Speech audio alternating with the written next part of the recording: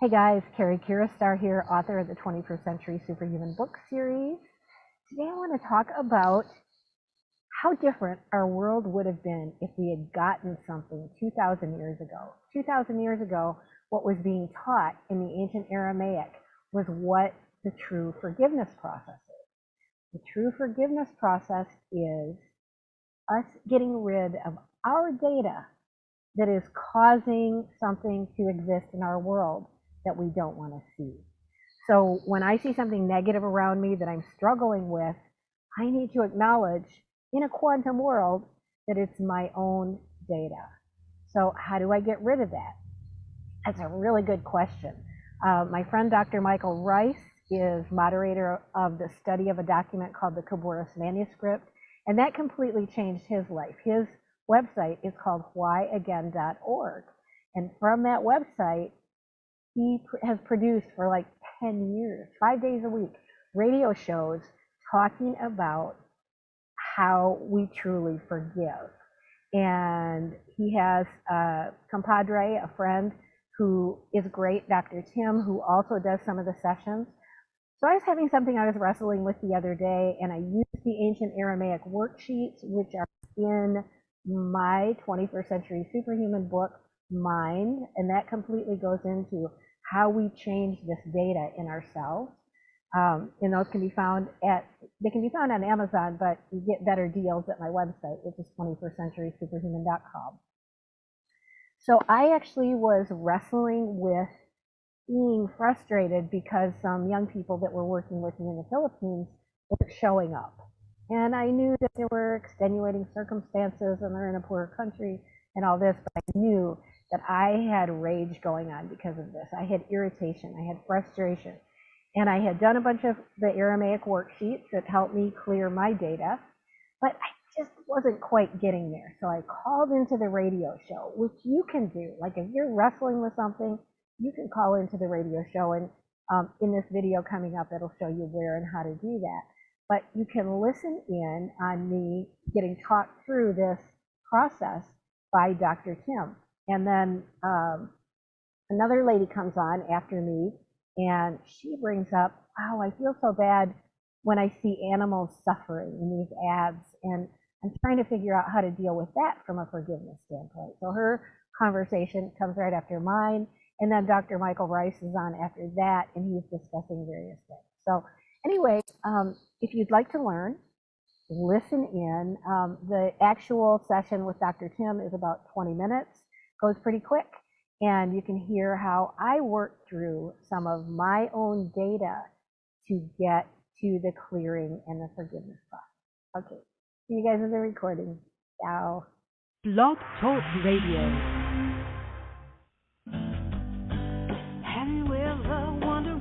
Welcome to MindShifters Radio with the Forgiveness Doctor, Dr. Michael Rice. I'm Jeannie Rice, your co-host. We also have co-hosts Dr. Tim Hayes and Michelle Pichet. We will share with you the wisdom of the first century Aramaic internal process of forgiveness. We offer tools and support 5 days a week. We will support you in building a solid foundation within yourself to live in pure love, in Aramaic, Rachma. Michael is the author of the book, Why Is This Happening to Me Again? For more information about the forgiveness process, please visit www.whyagain.org. And now, welcome to the show, MindShifters Radio.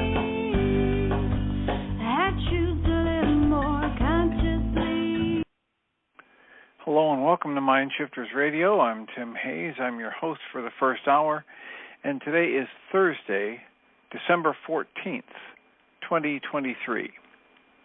As always, we're grateful to everyone who's joining us here today, whether you're listening live or through the archives, as we spend another couple of hours teaching and supporting people in using some of the most powerful, effective, efficient, and accessible tools I've ever encountered.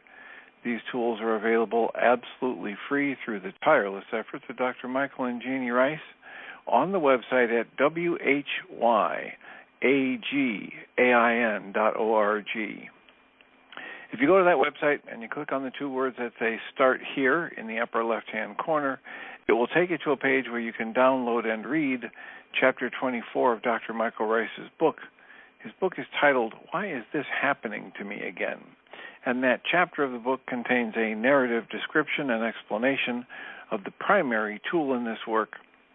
That tool is called the Reality Management Worksheet, sometimes called the Reality Management Wake-Up Sheet, and it's a tool I've been using to great effect for over 19 years now to improve the quality of my life and most of my relationships, and to turn any negative emotional experience I have into part of the infallible guidance system that each and every one of us has been given.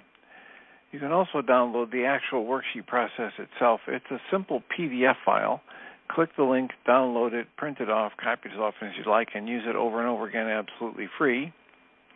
You can also go to your app store and type in the three words Heartland Aramaic Forgiveness. And if you do that before you're done typing the word forgiveness, you'll see the glowing heart icon.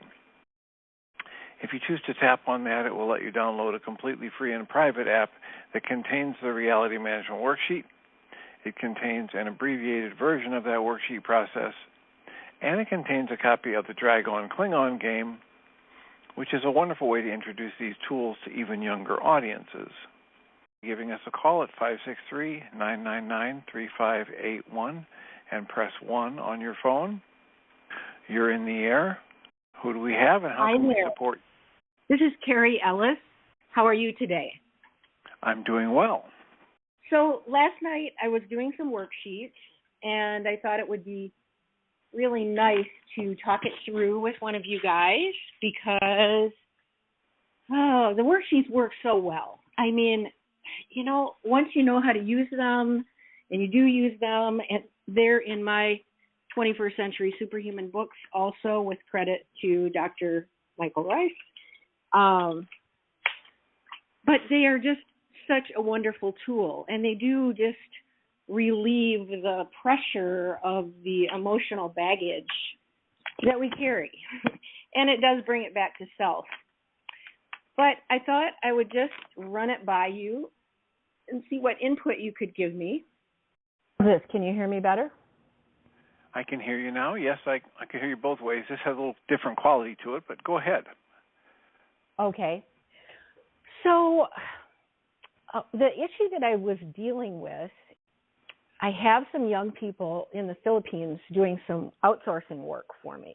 And a couple of them are really good when they do their tasks, but a lot of times they don't show up when they say they will, or they take a long time for it to get done. And I'm sure part of it is being in a very poor culture where everything is not as simple as we have it here. But it's brought up a huge amount of frustration for me. So that's what I did my worksheets on. And I don't know, I guess, can you give me any directional insights? It's been chronic for several months. And so finally yesterday I was thinking, I just need to do some worksheets on this. So I did, and I felt a lot of clearing, a lot of, opening up to other levels. And yet I still feel some layers of frustration in there. Any thoughts? Okay, and so what's the thought you're using to generate frustration? Boy, let me grab my notebook that I wrote in last night. I think I wish they would show up when they say they would. That's a good one. And when it asks, can I remember when I've done this, I can't. Maybe, I don't know, when I was a kid or something, but I don't really have any memories of that. So did you say you cannot? I don't really remember a time when I did that. Didn't show up when I said I would. Okay. So that's probably selective memory at one level, because we've all done everything that we think we're upset with somebody else for. Because if that weren't the case, we wouldn't have any upset for it. And not only have we done it, but we're still judging ourselves negatively for it, or we wouldn't have upset when our mind shows us a picture of somebody else doing it. That's one of the bottom line observations. It says, I'll never be upset about anything anybody else ever says or doesn't do that I think they should, unless I'm still judging myself negatively for doing the same or similar thing. Right. And it may be that I was so good or bad, however you want to say it, at doing that decades ago in my life I turned over a new leaf, and now I'm one of the people who's the best in the world at avoiding that negative behavior. And still, if that negative behavior shows up in my mind attached to my image of somebody else, and there's any upset in me, it means I'm still judging myself negatively for doing the same or similar thing. And so one of the ways to kind of extra charge or put the worksheet on steroids is to ask myself, okay, let me describe the behavior or trait that my mind is telling me this person is exhibiting. And I start going through some descriptors. Well, they're being irresponsible. Well, they're being, lazy. Well, they're being, wishy-washy. Well, they're just being disrespectful. And I get that emotional charge on one of those words, right? I go, oh, that's the one. So now I just want to take a breath or two and ask myself, when in the recent or distant past was I disrespectful, in this case, the example we're using, that I'm still judging myself negatively for? And if I sit with that question and let it bubble up, something will come up. It may not be the right, like the key issue right away, but I'll have some memories of things. If I have an emotional charge around somebody being lazy or disrespectful or impatient or whatever, it's going to be because I'm still judging myself negatively for doing that or something very similar, even if it was in the distant past. And so now when that memory comes, now I can either start doing EFT tapping or reality management worksheets or what Michael calls the MindShifter tool, that targeted journaling, around my negativity, my negative judgment of self for that pattern. And when I finally uncover, let's say I remember something from when I was X number of years old, fill in the blank, 20, 15, 7, doesn't really matter.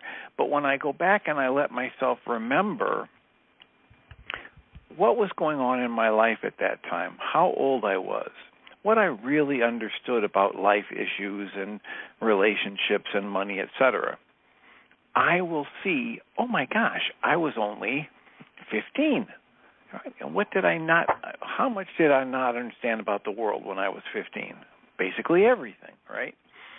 And then when I dismantle the negative judgments against myself for doing that at whatever previous age, even if it was 25 or 30, when I come back to the present moment and breathe and soften and look at this other person that my mind was telling me minutes before, I'm upset because they did this and this, all I'm going to feel for that person is the same compassion I have for my younger self. I'm going to realize, oh, they must be feeling some form of overwhelm, frustration, negative self-thoughts, etc., just like I was when I did this way back when. So it's a pretty powerful way to kind of supercharge your worksheets because, as we know in this work, it's all an inside job. Yes. It's all smoke and mirrors when my mind wants to tell me I'm upset because of anything outside of me. Yes, that's right. While you were talking, you really a memory was activated, and I was like 7 or 8 years old, and my dad yelling at me for not showing up however he expected me to show up, and I'm getting this wave of stuff. And Yeah, this totally makes sense. Thank you so much for talking it through. It's really helping me grasp some other tangents here. Well, it is such a rock-solid thing. I don't know if you've been listening to the show lately, but we're reading through The Way of Mastery again. We did it back in... Oh, good. I haven't been. No, I haven't been listening. We did it back in 2022, and we read through the whole thing with commentary. And so for most of this last year, we read some other books and, A Walk in the Physical by Christian Sundberg and Diederik Wolzak's book, Choose Again. And so we've done some other things. But now we're back, almost 2 years later, starting to reread The Way of Mastery. And in The Way of Mastery, this issue, this dynamic, this thing that made its way into the 10 bottom line observations that I give to patients is right there in The Way of Mastery as well. It says, reactivity of any kind indicates the need for you to go inside yourself and dismantle judgments against yourself. And whatever you haven't forgiven or dismantled as a negative judgment against yourself, you will have reactivity for when your mind shows you a picture of somebody else doing it. Yes. It's exactly the same dynamic. So I had mentioned doing EFT tapping and or the targeted journaling that Michael calls a mind shifter.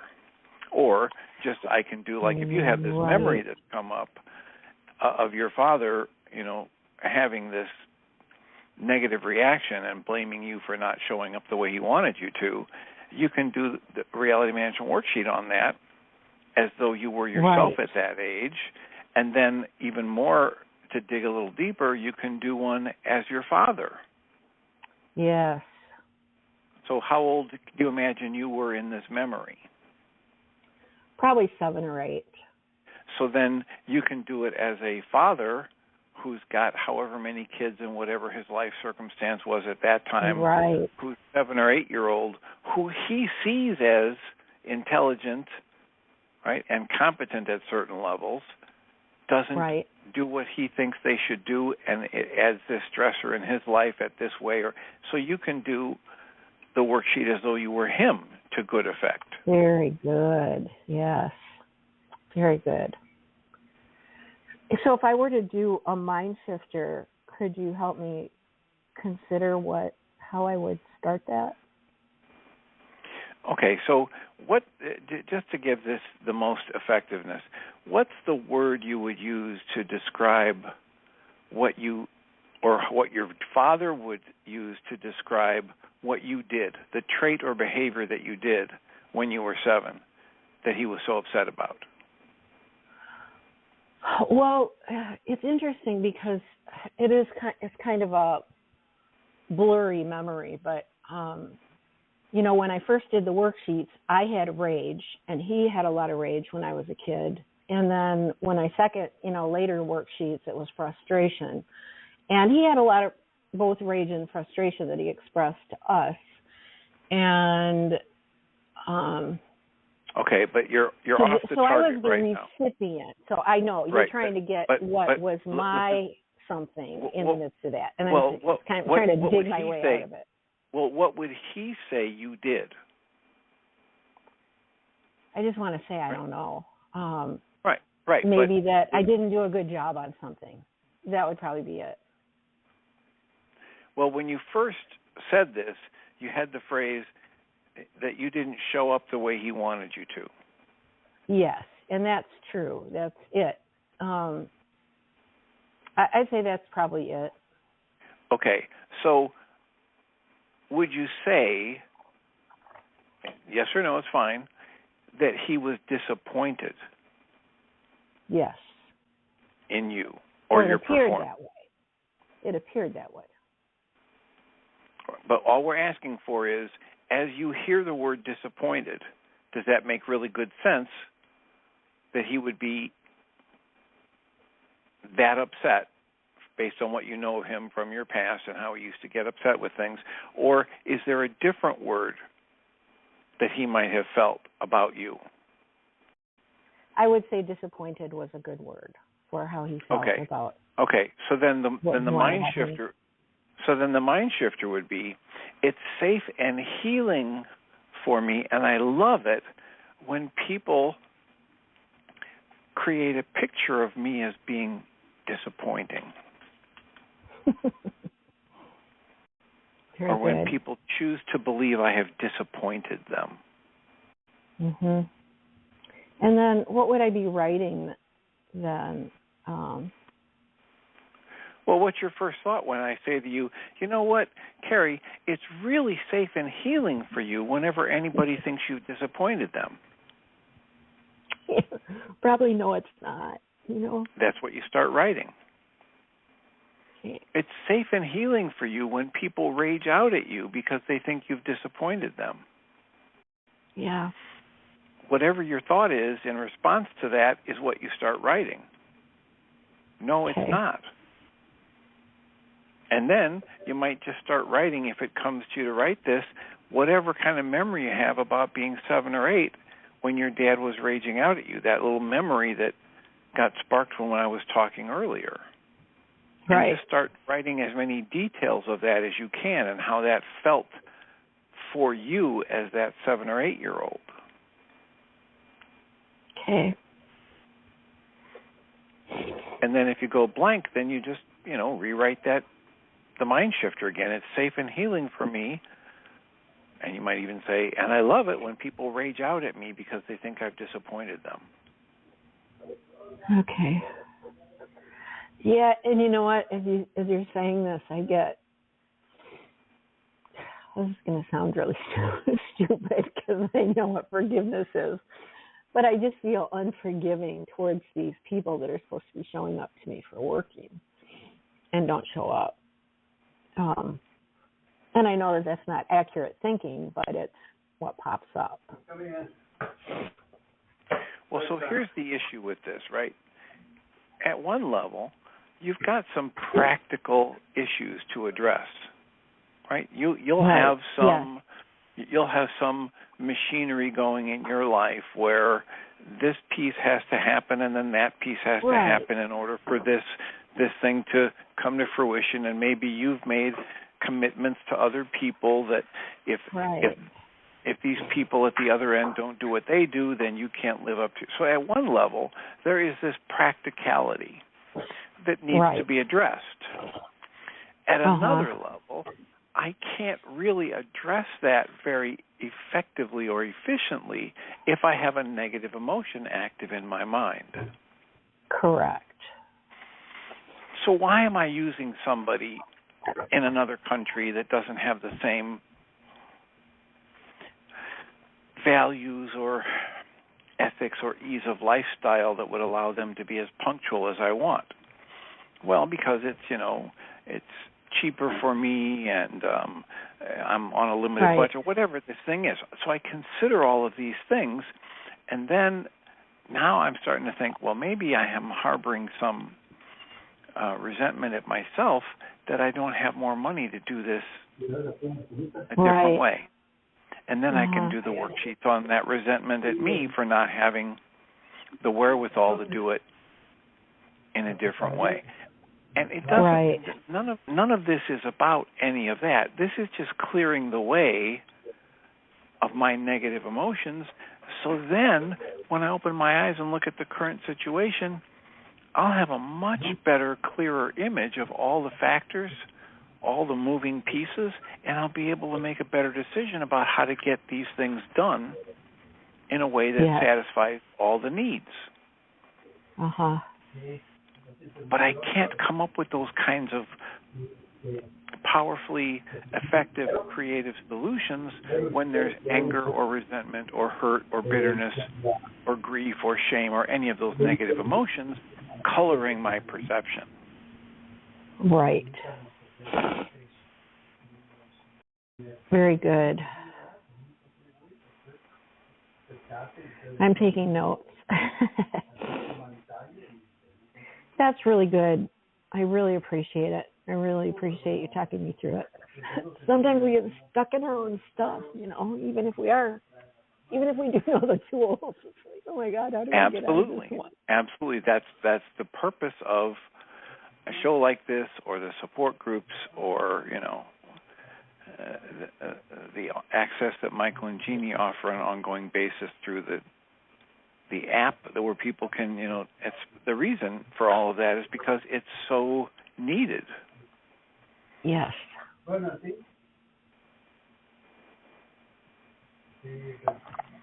Cool. So, well, I really how are you feeling about that? Are you complete with that for now? Yeah, I think so. I think I have some work to do. I need to sit here and do some MindShifters and some worksheets, and just do some more deeper levels of clearing. But it really helped. I just felt stuck. I just didn't really know where to go next. So this really helped me get to where I can feel like I can keep moving through it. Thank you. You're most welcome and deserving. And if you have any interest in following along with the Way of Mastery, or the most, like lessons 3 and 4 are the ones that we're on now that have that piece right in them. In lesson 3, where it says, reactivity of any kind indicates a need to go into myself and dismantle my judgments and my perceptions about myself. And that's in the 3rd lesson. Very good. So if you go to the MindShiftersAcademy.org website, and there at the top of the menu are these the pages for the files that I've been doing just this year, reading it with commentary. Okay. And they're labeled, great. The one page has lessons 1, 2, and 3 on it, and you can scroll right down to the bottom and get to the lesson 3 and start listening to the reading of lesson 3 with commentary, and you'll start hearing some of that stuff. All right. I really appreciate it. Thank you so much for taking the time with me. I just really, really, really appreciate it, more than I can say. Well, it's great to hear your voice again, and you're welcome and deserving, and feel free to keep us posted. I will. Okay. Thank you so much. So we've got about 28 minutes left. 563-999-3581. If you have a comment or a question, like Susan Bingham does. Hi, Dr. Tim. That was really good. I've taken to go for long walks in the morning. It's been going on for years. And one thing I do is I talk to myself, process things. And I had a fight with you this morning on my walk. I was myself and you both. I'm not going to need the radio show anymore. I loved what you did with Cary, whichever it was. I couldn't hear, but it's Cary. Oh, hey, okay. So this morning when I got up, I read the New York Times online, and I usually don't look at the news first thing in the morning. Because it's often a trigger. And sure enough, there was a trigger. And some of these pictures are shown a lot on different feeds, like in Facebook, of animals who are starving and freezing, and they are pets that have been left behind of necessity out in Ukraine or something. Groups asking for money for food for these emaciated beasts. And so I go into a terrible state.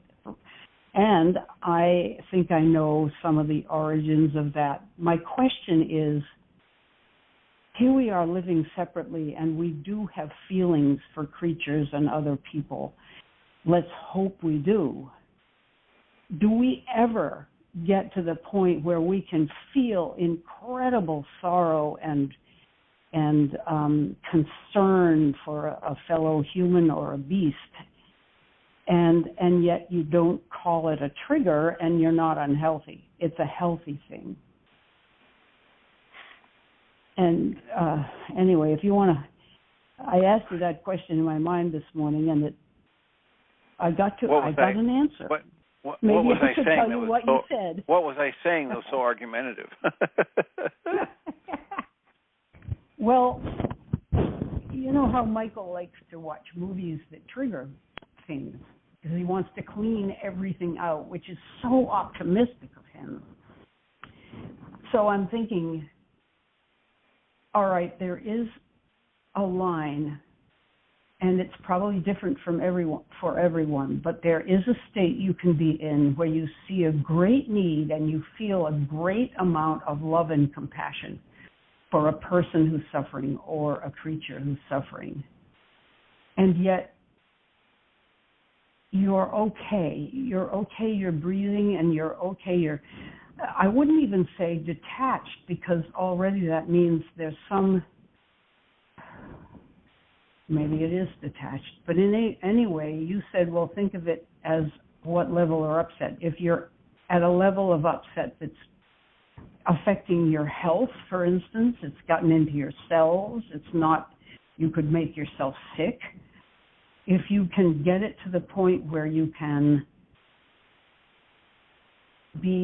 have equanimity, balance, you still have the concern, you may have a lot of feelings about something, but you are an effective action taker if that's what is required, or you can put it aside without having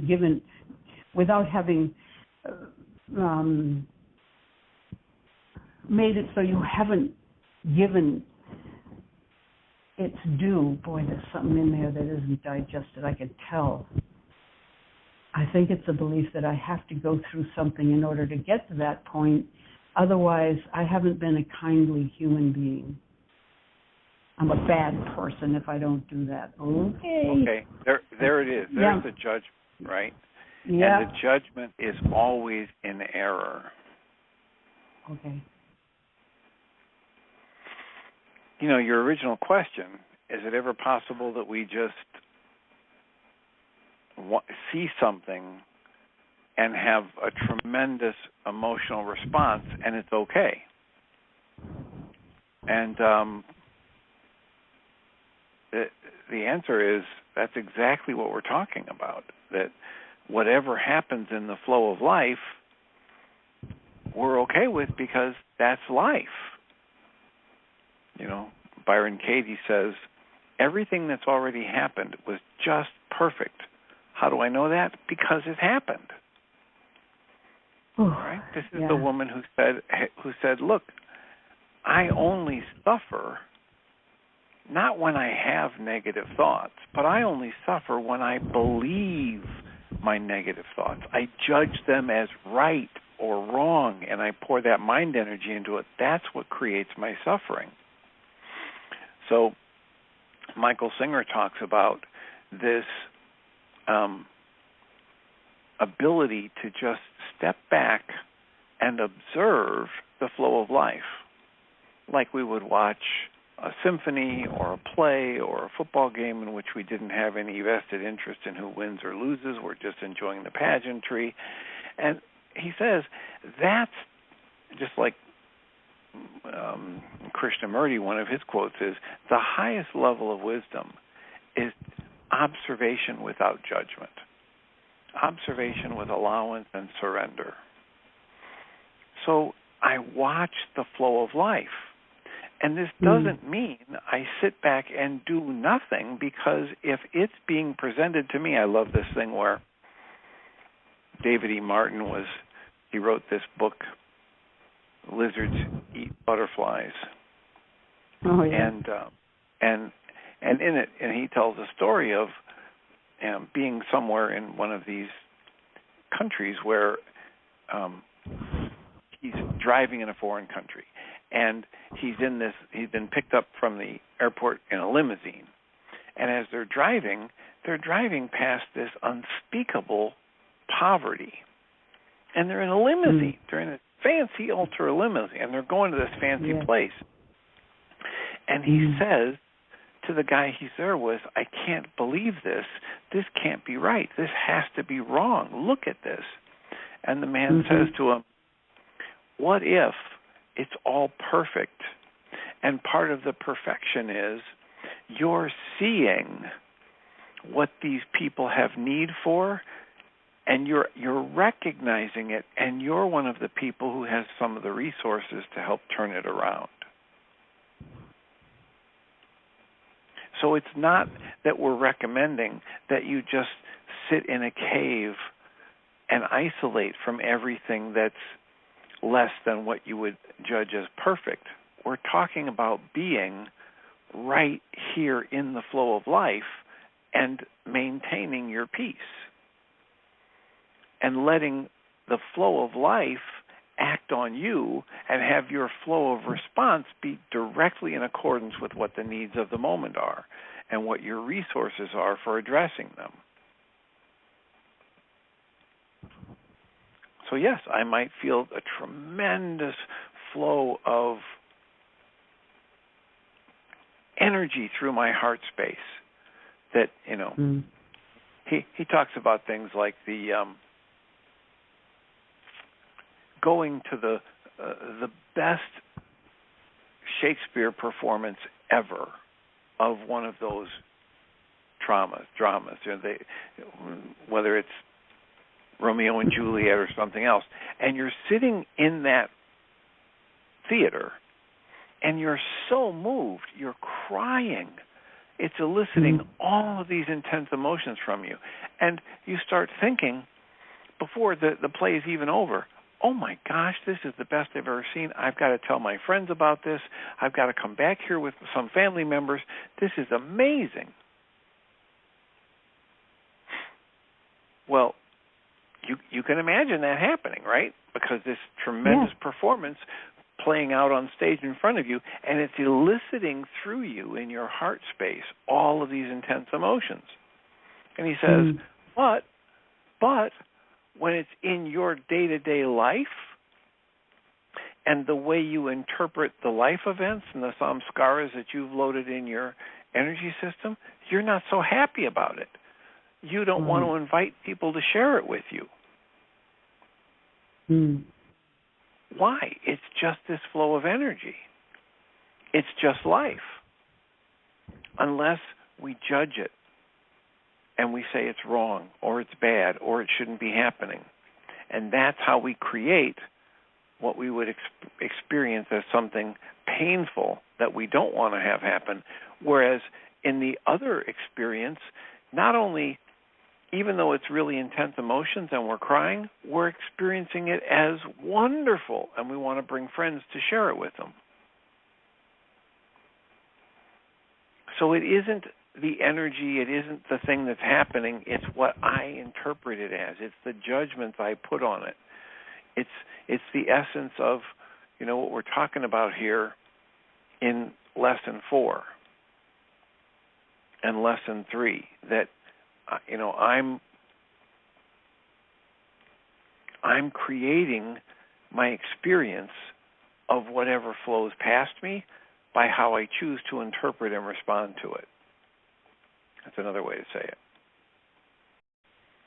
So I'm interested. I don't know exactly what I was saying in your talk, in your mind, that was so argumentative. Yes. That's how I would respond now. No, you weren't being argumentative. You were teaching. You were actually helping me figure out stuff. And it was good, and I got to a better place. But I keep bumping up against, I'll put it another way. There was another thing that happened in the support group that Tim and I run on Wednesdays. One of the members was telling about how her cat used to collect birds, catch birds, and kill them. And she would just race downstairs and catch the cat and get the bird. And if the bird was salvageable, she would nurse the bird or do whatever. And this time she decided to be detached, and she heard the panicked cry of a bird. But she sat still and breathed and thought, this is life. I'm just going to let this happen. And I don't need to be concerned. This is just nature, and I can be detached.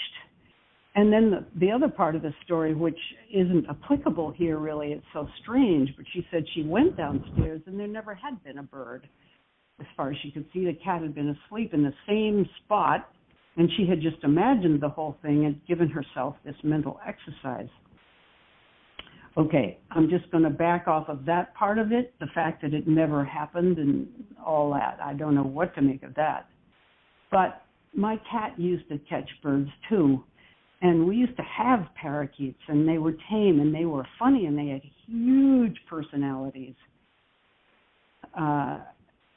And so I have a really powerful feeling for birds, and if I heard that cry, I would be like lightning. I'd be after the cat, catch the cat, force its mouth open, bird pops out.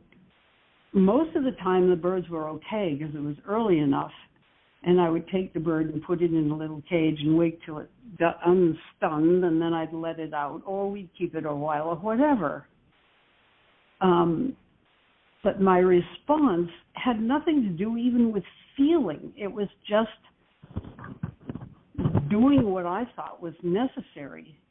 And I still think it's necessary. I don't think I can ever get away from the idea that I need to be on the side of releasing a bird. If my cat has a bird, where am I going with this? I guess the hook is there a hook? Am I in anguish over the bird? Is there a huge upset? No, I've gone ahead without even thinking, actually. So maybe this isn't part of the argument after all. Well, here's the idea. Here's the idea that I can...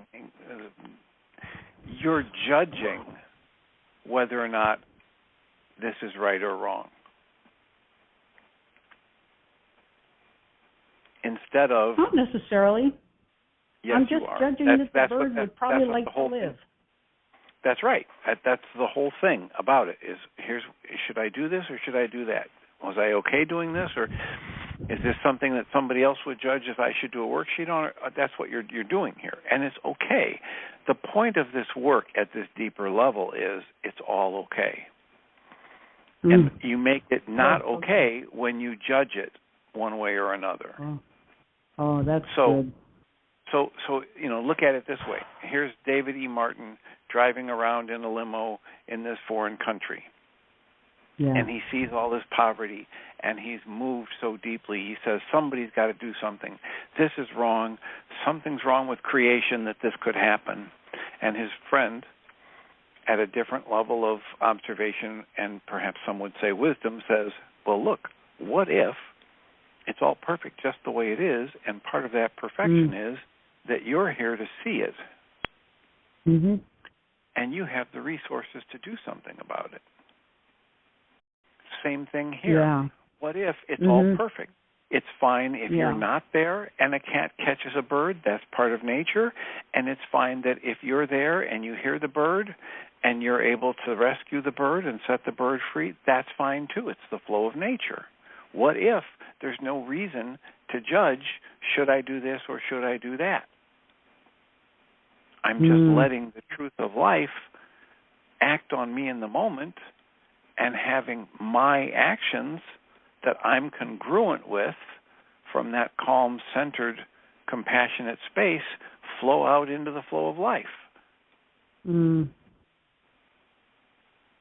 haven't even thought of myself as part of nature in all this. If I think of myself as part of quit cackling. So how do you think of yourself if not as part of life? I don't know. Question, though, isn't it?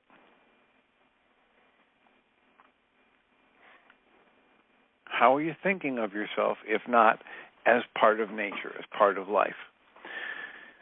She dropped off, and now she's back. I'm back. Yeah, these buttons. Cary had a button, and anyway. So I'm just saying it's a good question. It's a good thing to consider. If you have not even thought of yourself as part of life, as part of nature, then do some observation about that. And see how that has been weaving itself, whatever it is you have been thinking about yourself, has been weaving itself into your actions and reactions. Well, I can't answer that directly right yet, but I'm going back to what you said about Michael Singer and how he talks about surrender. It's about releasing an overblown sense of responsibility and just taking whatever responsibility is natural right then, or somehow. Not getting all tense about it. Anyway, I'll have to think about that. Well, that goes right in line with what Way of Mastery asks us to do in the 5th lesson as Keys to the Kingdom. It says, allow, surrender, be in the flow. Mm-hmm. And by the 3rd lesson, it's saying the whole process of forgiveness is dismantling of judgments at every level of yourself and of others. Mm-hmm. And so when you get into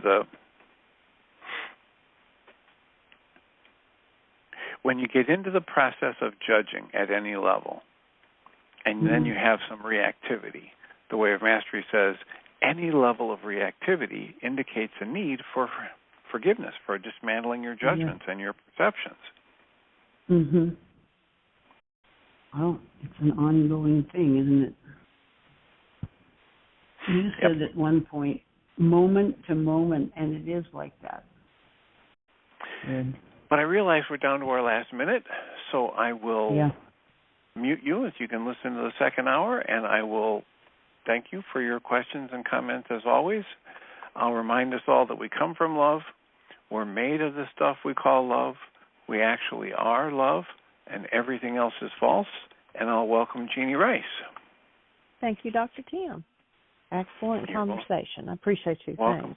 And deserving. Have a wonderful show. Thank you. So welcome, everybody, to the 2nd hour of MindShifters Radio. And today is Thursday, December 14th, 2023. And our call-in number is 563-999-3581. And press 1, and that puts you into queue to talk to us. And we would love to hear your comments and questions because that makes this your show. Hello, Michael. Thank you, dear heart. And welcome, everybody. Delighted that you're here and looking forward to seeing what unfolds today. We're working on putting our ever-expanding Mind Shifter list together for those who are in the yearly Mind Shifters Discipline Breathing Club, and that will happen this Saturday and Sunday if you're inclined to join us. Beyond that, we had announced that we were going to step into working with the Cavour's manuscript through the Enlightenment book that we publish, and we made the announcement yesterday, and we're going to make one slight adjustment in the offer that we made where we're going to be shipping the book for free. And when we checked out, PayPal takes a chunk on top of whatever when people purchase something.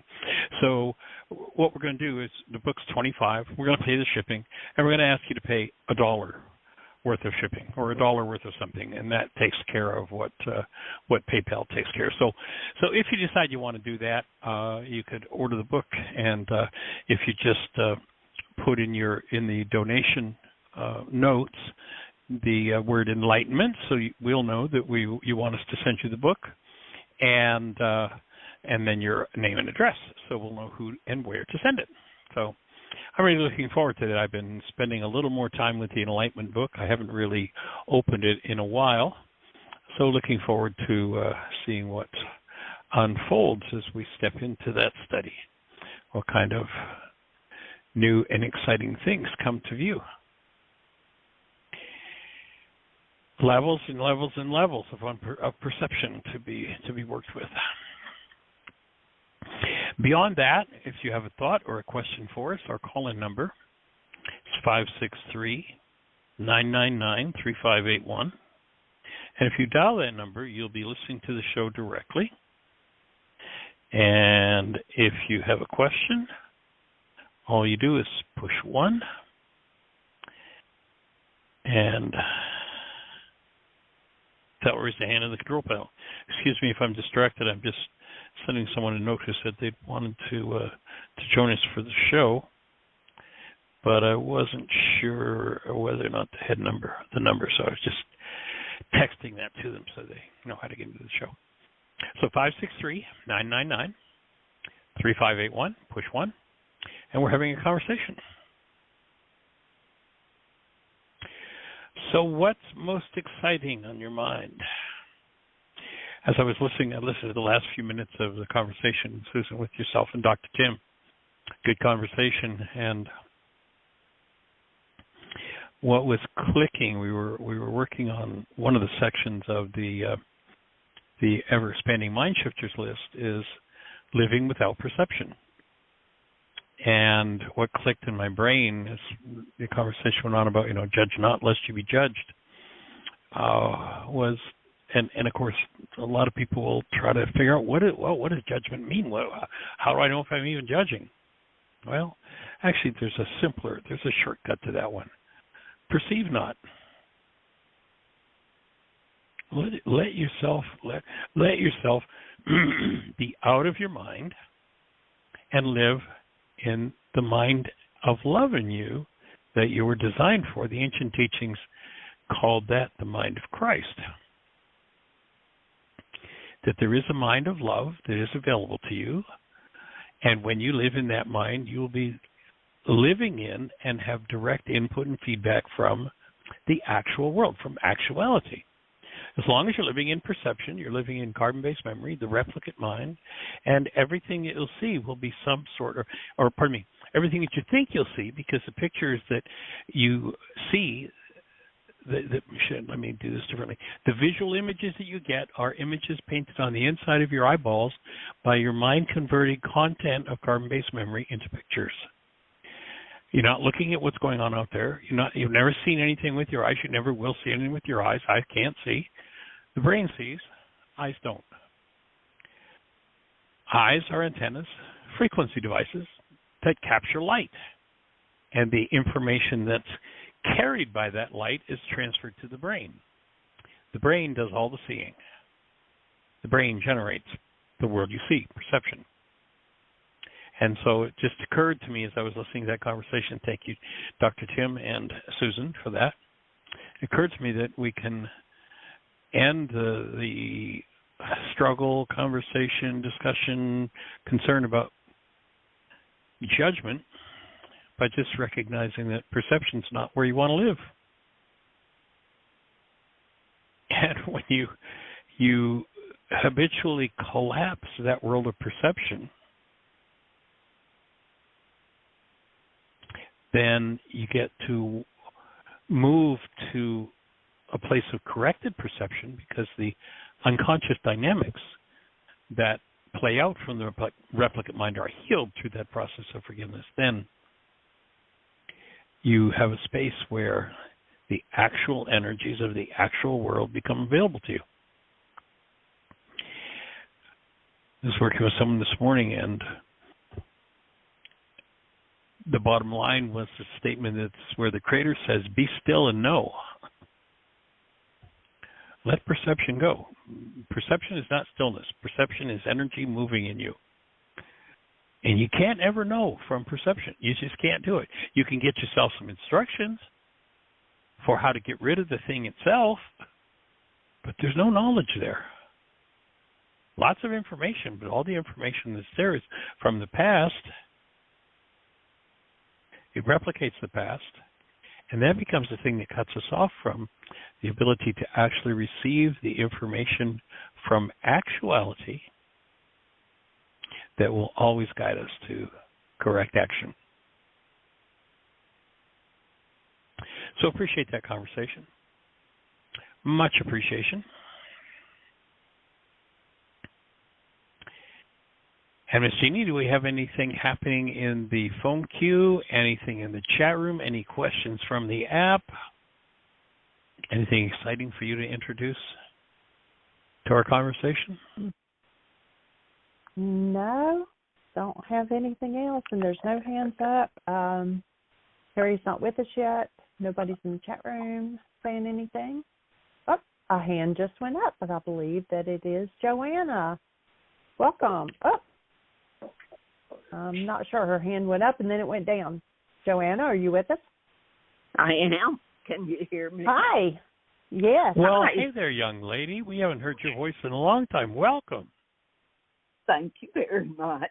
I wanted to share with you that I had sent Peter in Sweden a text that I needed his help because I don't do anything I say I'm going to do.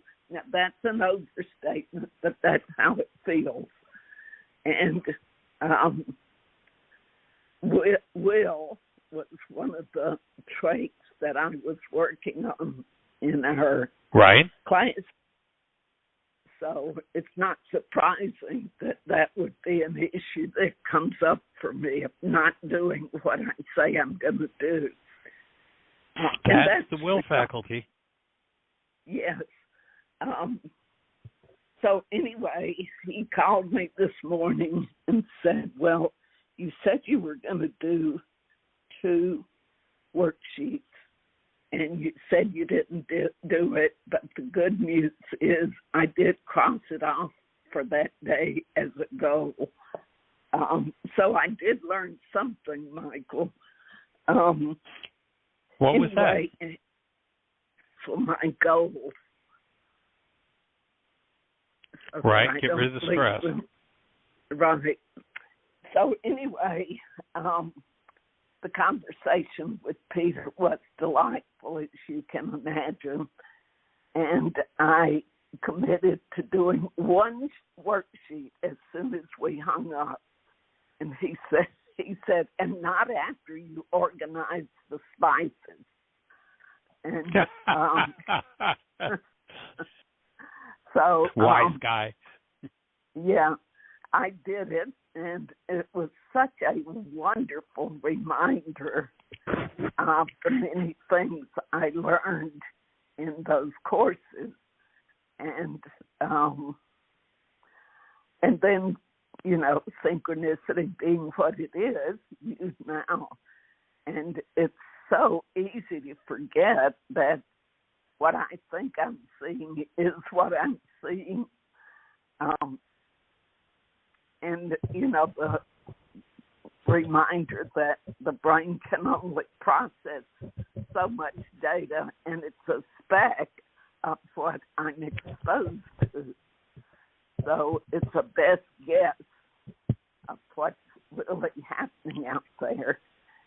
And, that's it, exactly. So it was just really good to hear you restate that, and it felt wonderful. Just doing just that 1 worksheet felt really good and encouraging to do more.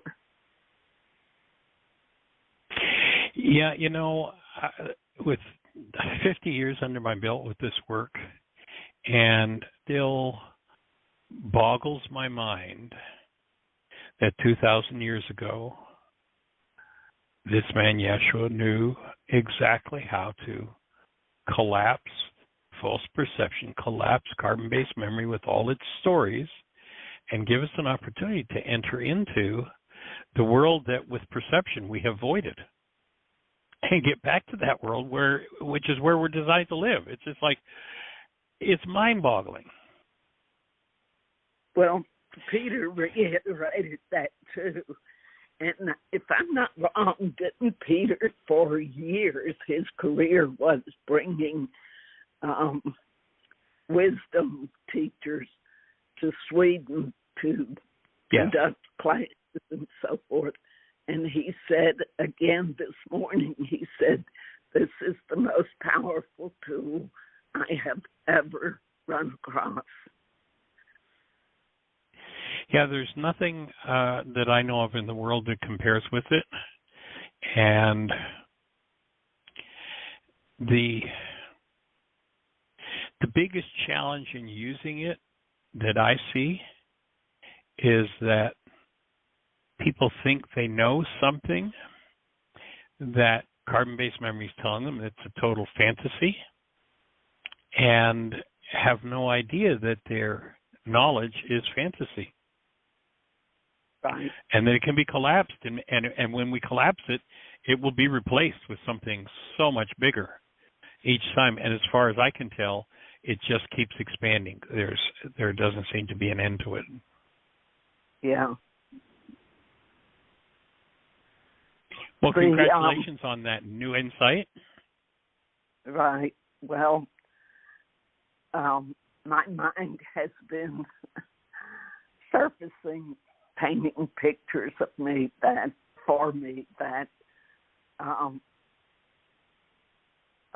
regarding my younger son, that all of a sudden one day, one of my other siblings says, well, you and David are so much alike, which caused me to, ponder that. And I realized that the question in the worksheet about giving up being right, oh my God, that is such a powerful realization that I'm stuck in wanting to be right. And the other part of that question is I give up the right to be right and to make up another story with those invalid. Right. Yeah, it's just so insidious. Yeah, the mind can make up 1,000 variations on the theme, and it's all just the same stuff. Yeah. Yeah. I don't know if you happen to be on the show back, it's probably getting close to a year ago now, but Aria, she was about 4 at the time, and she wanted to watch an anatomy video, kids' anatomy video. So I put it on, and it had this cartoon character that's going to teach about the body. And you see the organs all, it's kind of like an outline caricature, and all the organs in the body, and the organs of the body fall out on the screen, fall out onto the floor, and then in turn each part sings and explains to the child what that part of the body's about. And when the eyes came up, the eyes sing a little song that go, I am your eyes, I am your eyes, I see the world around you. Arya looks at me and she says, Papa, they don't understand, do they? We see with our brain, not with our eyes. And that was not something I had ever said to that girl. We see with our brain. Right. And it's just so true. Yeah. So can you still keep her during the week? Oh, yes. Yes, we've got her. We'll have her tomorrow. Again, we have her usually at least 2 days a week. And we're getting more overnight and over the weekend type opportunities with her, so that's pretty sweet. She's 5 now. Yeah. And just such a delight, such fun. The last, let me share 2 things that she has done. I said I really want us to help her stay in the intuitive knowing that she's in. But the other day, a couple weeks ago, she told me about a dream that she had about unicorns. And I said, well, that was a sweet dream. She said, I control my dreams. She said, I tell my mind when I go to sleep what I'm going to dream about. And I do. And so they're always sweet dreams. Yeah, she said, so they're always sweet dreams.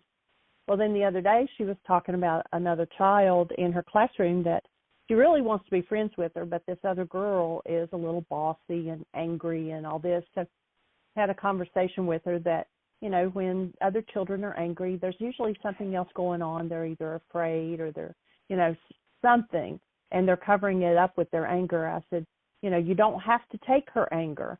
I said, but be the space for her.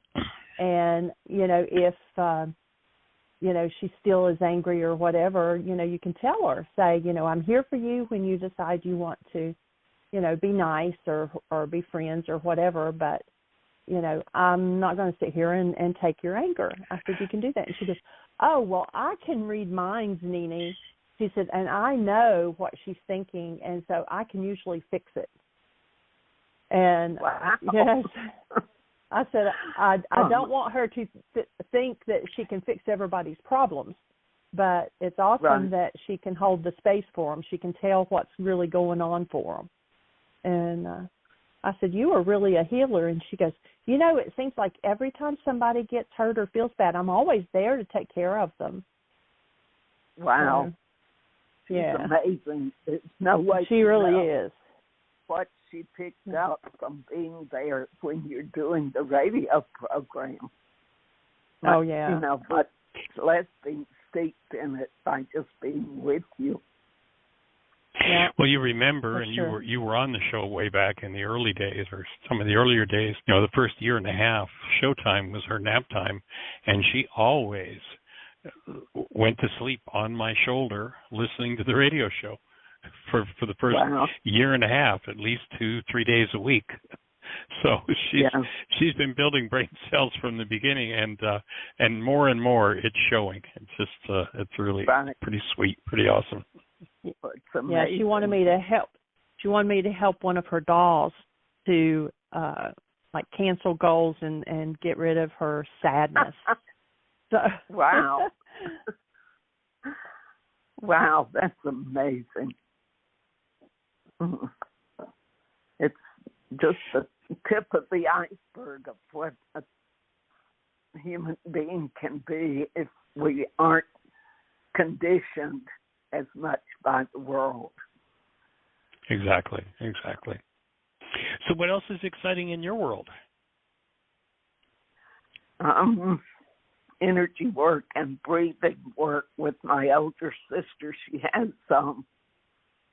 a rash from the top of her head down to her feet. It's not on her hands or feet, and it's miserable. And her doctors haven't really. They did several tests and finally said it's hives, and they don't know, what's causing the hives. And I said, well, stress. And she said, yeah, they said that, but I don't feel, any particular stress. And I said, you've created stress in your life since you had children, because she and her husband both worked 2 jobs, had 2 children. I mean, it's just controlled, so to speak. It never created crises, but it was there. And anyway, she said, yeah, especially the recently. And I said, well, I'm going to, pay attention to what I see on the internet, and if I see anything that seems worth sharing, I will. And I said, but I do know that if you don't get the toxins out of your body through the normal means, it can come out through your skin. And she said, yeah.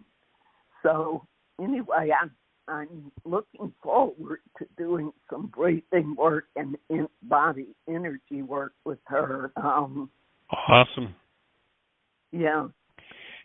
You have the worksheets for the energy field, directions for the energy field work? Yes, I do. Yeah, good, cool. Well, we'll hold the space for openings and healings.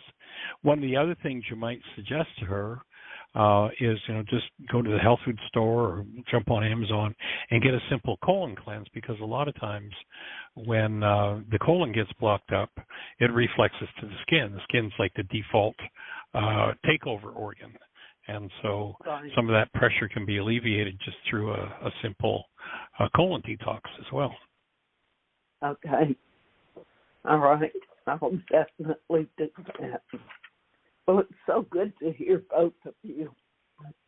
It's nice to hear your voice. It's been a while. Yeah.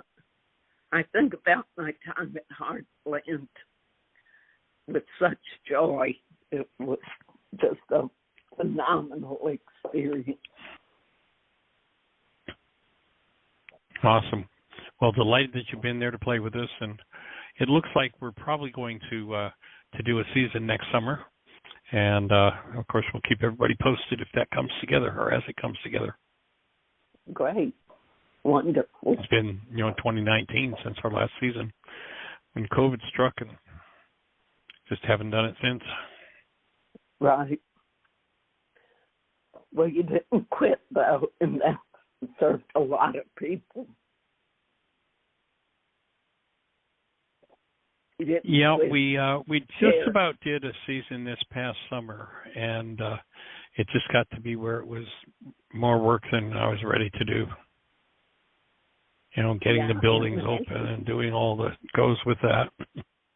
Right.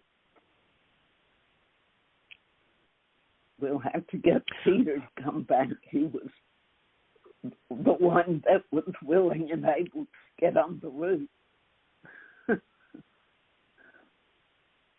Yeah, it was sweet to have him there after so many years. Cool. Well, anything else on your mind for today?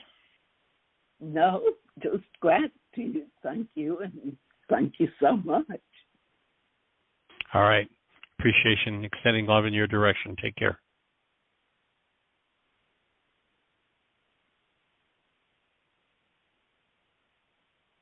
Well, Miss Jeannie, do we have anybody else in the phone queue or anything happening in the chat room?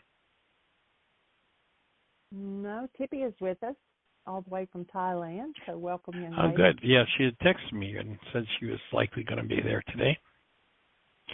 Extending love in the direction of your brother, Tipia, and holding the space for his healing. It sounds like maybe some things are opening up, moving in the right direction.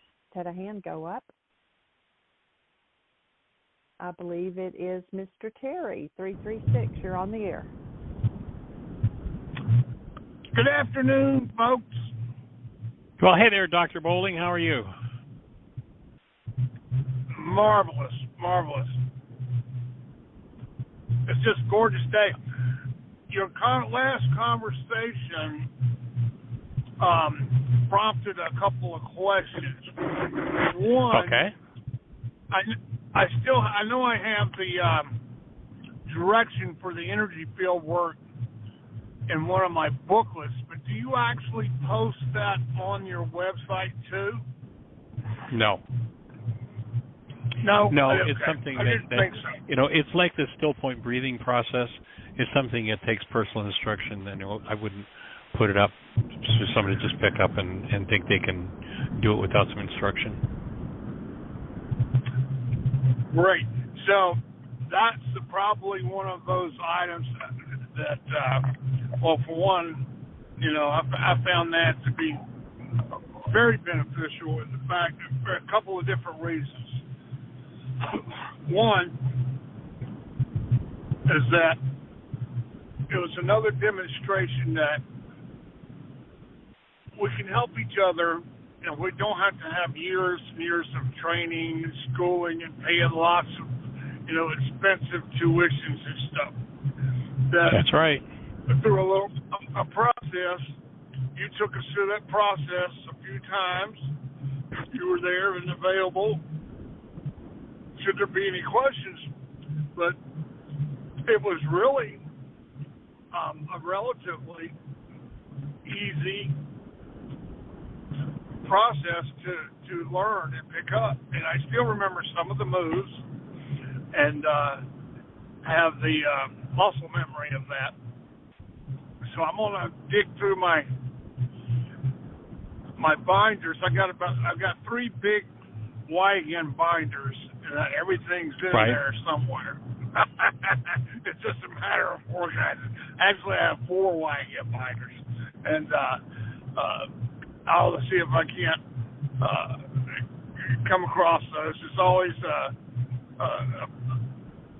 pretty amazing and a joyful trip down memory lane too, because there's worksheets and there's notes I would make during the classes and little things about the kids they were there. There's all kinds of good stuff in there. So I'll see if I can't pull that back out. And then Have you updated them any, you think? Because that copy I had is probably 10, 12 years old. Are they pretty much still the same? Yeah, that the last edit of those is probably about 15 years ago. And what's in that, those different steps to go through the whole structure, that is a when I first discovered still point, I'm practicing medicine and I'm working with people, but when I first discovered the still point and realized what it was, my pursuit then became, what do I know of, what have I experienced over the years that helps people to move into still point? And that's what that whole energy field thing is. I mean, there's probably, there's 20 years of study, probably 50 different classes to assemble that I did, that I took. Like in some cases, I think like some of the steps are from, let's say, polarity therapy. I spent 2 years studying polarity therapy. And so here are the steps that I've observed put people into still point.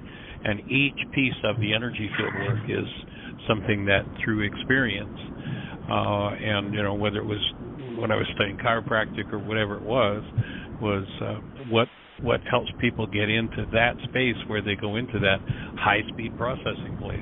And so that synthesis is a good 20 years of work. Probably, I don't know, maybe $8,000 or $10,000 worth of classes to put those specific pieces together from all the different stuff that I'd done over the years.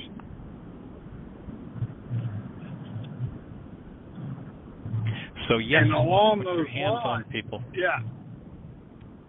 Yep. And then I put a little note out to some of the folks that are in these different little agreement threads that I maintain and we share and support each other. And so this morning, I've been working with this concept that's in the 12-step programs, and it's really brought forth consistently and in a pretty strong way as far as, hey, this is very important, and it's a real simple little statement that the therapeutic value of one addict helping another is without parallel. There's no equal that's been found in that little vernacular, the 12-step world, and just one helping, working with another. Right. So I took that and expanded it a little bit and said the therapeutic value of one human holding a loving space with another is without parallel. Monumental. I further said that is the only remedy I have found to be truly effective in regards to all pain, whether it be physical, mental, or emotional. When we support each other, the pain lessens. And I did put a little piece that said Dr. Rice, Dr. Gimlin, 12 steps. These are my methods of dealing with life, and they have at the core one person sitting with, helping another. And then know that you're not alone.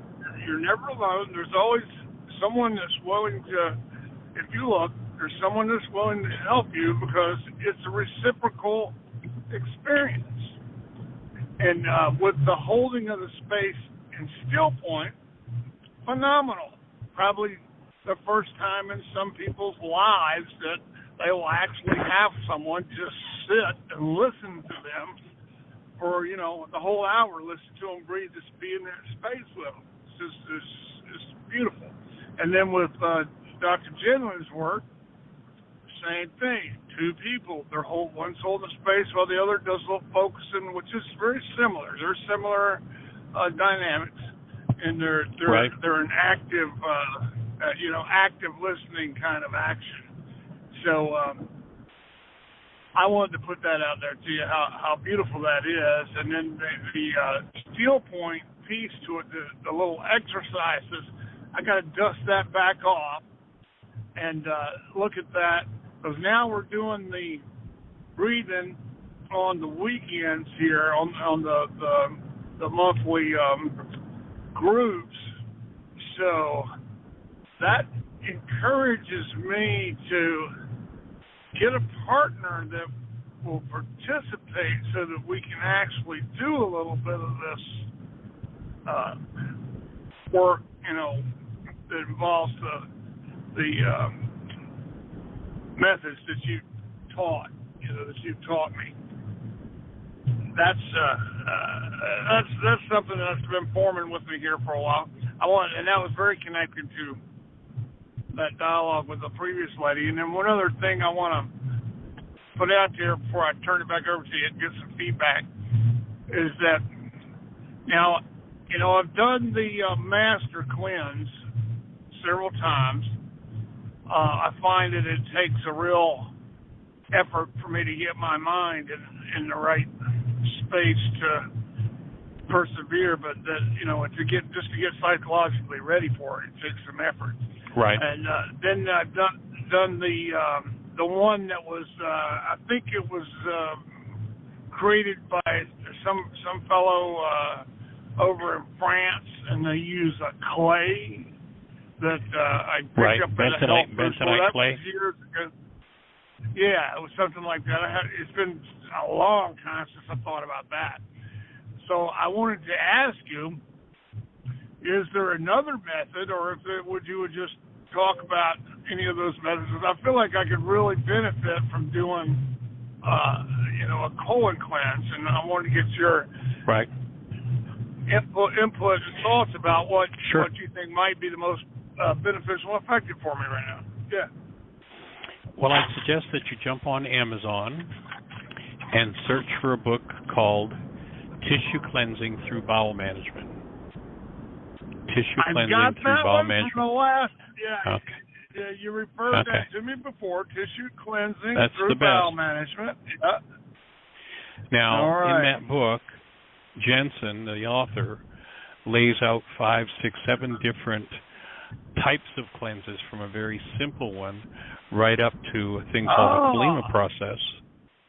So, you can start with something simple or go midway, or, the Kalima process is like, it's just about a week full time where you're paying attention to your detox and your cleanse. And actually it was created by a gentleman named V.E. Irons. And the last time I was on a platform with V.E. Irons, we were presenting at a conference together. And that's probably 25 years ago now. He got up on the stage, he was introduced, and then he had his wife bring over his brand new baby. He was 82 and held up and introduced his new baby to the audience. And he's the one who created the Kalima process. And wait a minute, how old was his wife? I don't know. I never really met her. She was there, but she wasn't 82. Let's say that. Yeah, okay. Just wanted to make sure. Yeah. She was a young woman. I don't know exactly what, but probably, maybe mid to late 30s. But obviously, at 82, he was rocking it. Rocking it. Okay. Yeah. I mean, he was vital. He was. Yeah. And actually, the man who, introduced me to that, Bernard Jensen, we had actually done a conference, 30 years ago in Delray Beach, Florida, in Deerfield Beach, Florida. We spoke at a center that was run by a psychologist, and we were both part of the same conference. And he was in his 80s. And he was out there promoting his book, and just, he was on the road and just as vital and spry, as clear in mind as you can imagine. So, detoxing works. It's an important step in the process.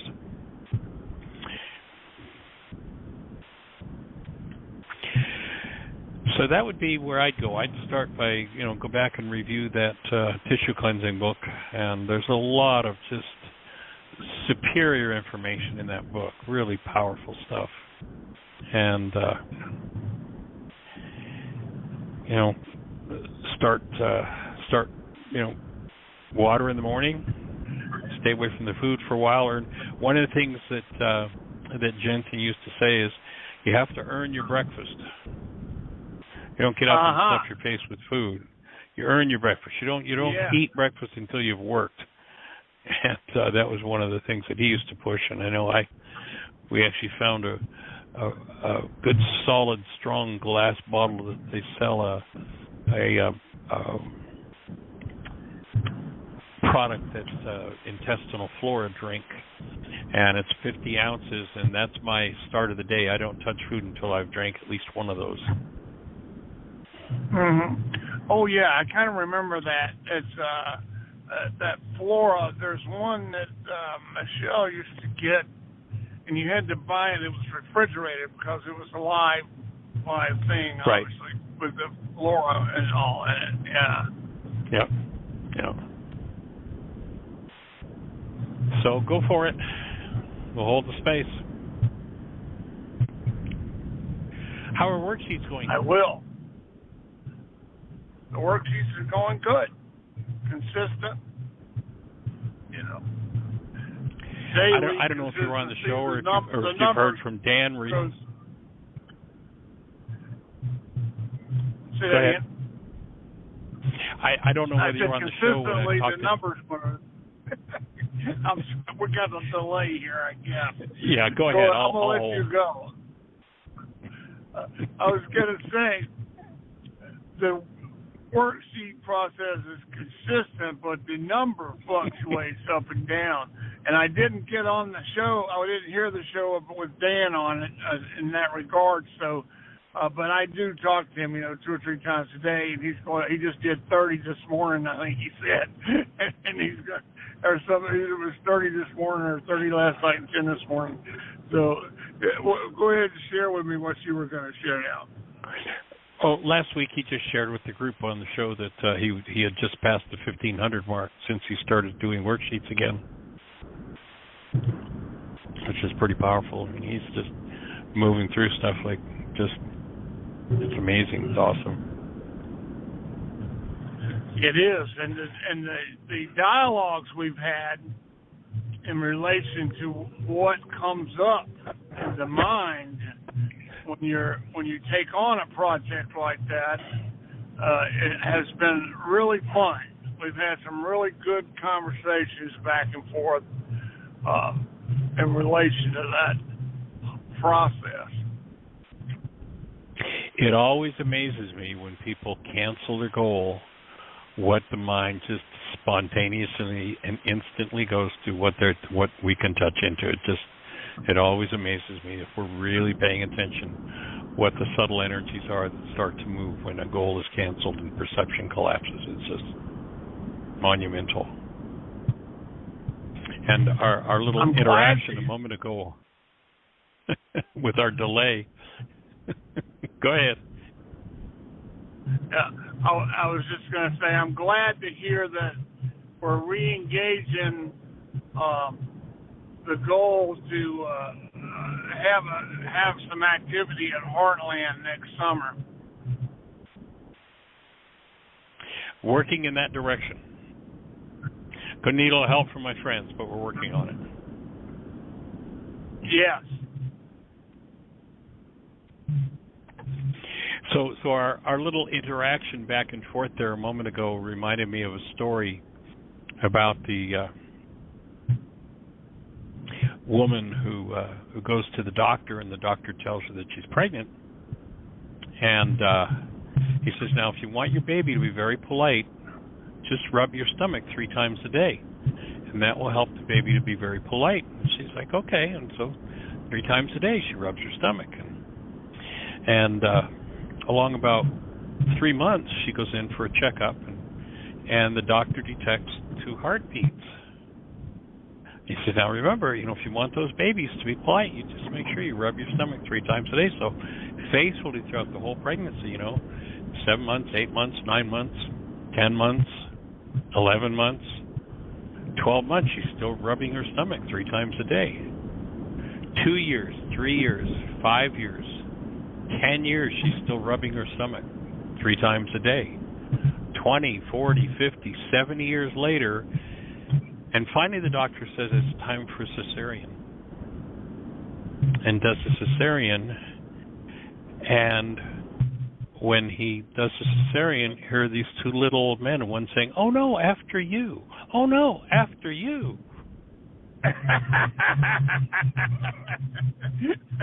They've been so polite. They've been arguing for 50 years, 60 years. Yeah. Very polite. That's a joke that's always tickled my funny bone. Yeah, that's a funny one. Well, delighted that you're out there doing the work and passing it on and making it available. That's what it takes to get this to every mind, heart, and being on the planet. And we're definitely moving in that direction.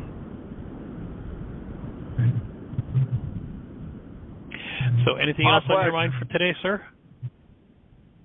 Honored. Not right at the moment. All right. Appreciate you. Lots of love and blessings. Take care. Bye-bye. Alrighty, bye-bye. All right, so we're down to about 12 or 13 minutes. If you're out there in listener land, our call-in number, 563-999-3581. If you call that number, you'll be listening to the show. And then, if you have a question, you push 1, and we'll be engaged in a conversation. So how can we support you? So, Ms. Jeannie, do we have anything happening in the chat room or anything? Cary has not called in yet. Hippia says No, I in just the saw chat room, she sent me a text saying that she had talked to Dr. Tim earlier, I guess. Oh, okay. Hippia says her brother isn't talking, but that he smiles at her when she gives him food. Physically, he's much better than he was 2 weeks ago. And she said she read the blog about the health crisis, and she understands it, but and she thinks he's in the process of changing inside, but because he's not talking, she can't lead him to do a worksheet or talk about goals or anything like that. So like everybody was just talking the last 2 conversations, just being with him and holding the space for him when you're in his presence, and even when you're not, that has healing power in itself. For sure. And Tippy, something else you can do, you can get one of the simple worksheets, the simpler ones, and walk through you doing the worksheet yourself. As opposed to trying to get him to communicate, just explain to him what you're doing. Take the simple form worksheet, I've got this going on and I have this emotion and these are my thoughts and this is my goal and I'm going to cancel my goal. And, that might help him to build the brain cells just by you modeling what it is to do the forgiveness process. And that may help to pull him out of his shell. And, there may be some worksheets for you to do on goals that you have for him. And as you are able to cancel those goals you have for him, you might see energetically a shift happen in him because of the space that you're able to hold. So there are a couple of ideas of things that you might do to move forward.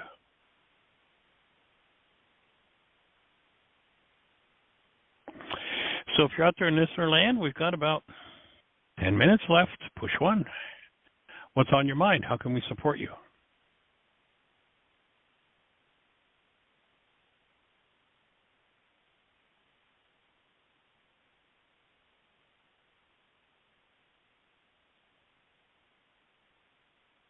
Check my other email, and there are no questions from the app. So, okay. Come on, somebody, cool. Press 1. Direct us. How can we help?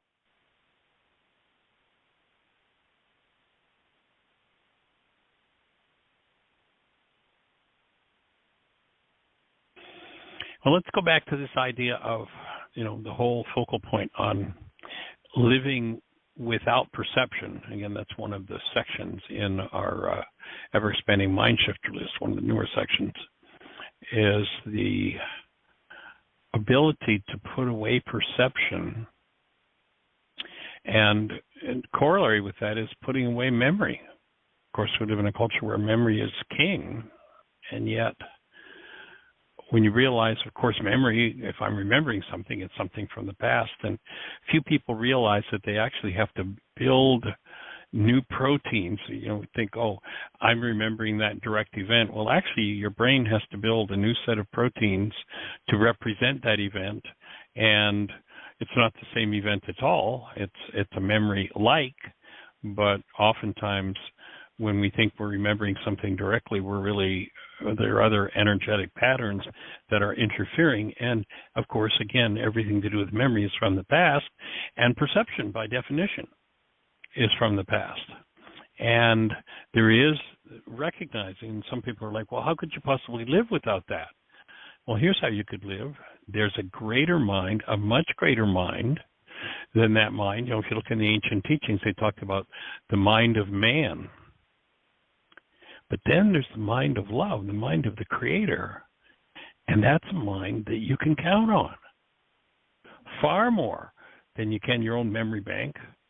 Far more than you can believing the constructs of your mind are accurately representing actuality. And as Joanna said, you know, the mind is making its best guess. If you want to learn more about that, if that one leaves you with a question and you're like, well, wait a minute, I'm not so sure about that, jump on YouTube and put a search term in, Anil, A-N-I-L, Seth, S-E-T-H, TED Talk. Here's a guy who's a neuroscientist, explains the whole thing. Perception is simply the mind constructing its best guess based on, one, the circumstances that you're in, and two, the content resonated by those circumstances. And 100% of the time, there's always something you can trust far more than that. And that is by honoring the mind, the live mind of love in you, and trusting it to guide you. In the ancient teachings, they called that the mind of Christ. I remember Paul saying, and again, you know, people tend to interpret words like Christ religiously. I'm not suggesting anything religious here. I'm saying that there is a mind in you that is different from your carbon-based memory. It is the live mind of love in you, and it's your birthright to live out of it. And it will always take you in the right direction, where perception, it's a mind that simply replicates the past over and over. And that's where the power, the healing power of forgiveness comes, is that when you understand that your perceptual constructs are driven by goals, and you cancel those goals. Remember, the word forgive in Aramaic is shabag or shabak. It's been translated as forgive, but it actually means to cancel. And when I cancel the driver, the goal that I hold that's causing my mind to use this data from the past to build the world that I think I see out there, but is really painted on the inside of my eyeballs, then that world collapses. And if we're willing to trust it, there is another mind in us that will take over. And it is not the mind of man.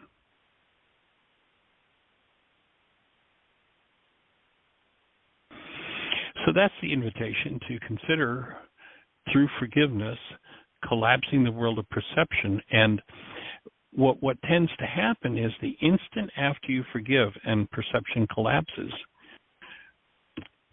there is a space where one gets to taste directly the presence of love. Now, the mind at first might just take a fraction of a second for its resonance to kick in, and want to take over, like literally a fraction of a second. But as you enter that practice on deeper and deeper and deeper levels, you become less and less reliant on the past and perception. And you recognize that, I mean, literally, the mind behind the whole universe is right there and available to you, and it's your birthright to use it, and you can trust it. It speaks differently. You know, there's an interesting passage, and actually in a new book that I've been working on, we have the Yeshua having a conversation with a character in the book, much like the Why Is This Happening to Me Again book, where there's a character having a conversation with me, only in this case, it's a character having a conversation with Yeshua. And the passage in the scriptures that comes up is where it says that the Creator, it says in regard to the Creator, it says, with stammering lips and another tongue will I speak to you. And the character is kind of confused about that. It's like, says to Yeshua, it's like, well, why would the Creator, Gus, why would the Creator speak with stammering lips and another tongue? And Yeshua offers a correction. It's like, no, that's not it. That's man's projection, because we've gone to a far and distant foreign land and taken on a foreign language, and the language we've taken on is a language of hostility and fear and the past. We're listening with stammering ears and a totally foreign set of brain cells compared to living in and as the world of love. So it isn't that the Creator, I mean, that's how it's presented. Of course, it's men writing that. That's how it's presented. See, the Creator is doing this, stammering lips and not tongue. But we're listening. We're trying to listen to love through brain cells based in the past of hostility and fear. And there are thousands and thousands and thousands of years of those experiences in each one of our bloodlines. So we're the ones who are listening with crooked ears. And the power of doing your work is, as you clean out the hostility and fear-based content, actuality no longer needs to filter through that. Actuality will no longer be filtered by that. We'll get a direct taste. A time when we come into direct relationship with the actual presence of love that resides inside of us. Now, you know, Greek mythology has pretended to be Yeshua's teaching, and, you know, Greek mythologies put that power somewhere way out in space. But Yeshua reminds us, and this even comes through in the Greek, although it's mostly ignored, do you not know that you are a temple of the Creator? If somebody tells you that the kingdom is over there or over there or over there, believe them not, for it is here, it is now, it is within you. Now, there are a lot of people talking about, yeah, well, I know when I die I'm going to go to heaven. Why are you going to wait? You're supposed to be there now. And this isn't a mythical, you know, religious journey. It's what you apply where you live to free yourself of perceptions from the past, to free yourself of carbon-based memory, or what was called the mind of man, and literally live in the mind of love that is already in you, because we've been brainwashed with so much hostility and fear, it seems that world is no longer available to us. But it is, and it's our birthright to live there. So joining you in doing that, holding the space for it. In the meantime, got the best year yet of your eternal life. It's an awesome gift to give the world, and blessings. Bye-bye. I choose to live more consciously, evolving continuously. Thank you for listening to MindShifters Radio with Dr. Michael Rice and myself, Jeannie Rice, and Dr. Tim Hayes and Michelle Pichet as we present the first century Aramaic internal process of forgiveness. We are here for 2 hours every Monday through Friday from 12 noon to 2 o'clock Eastern Time on MindShifters Radio. For more information on Aramaic forgiveness, please visit www.whyagain.org. That's www.whyagain.org.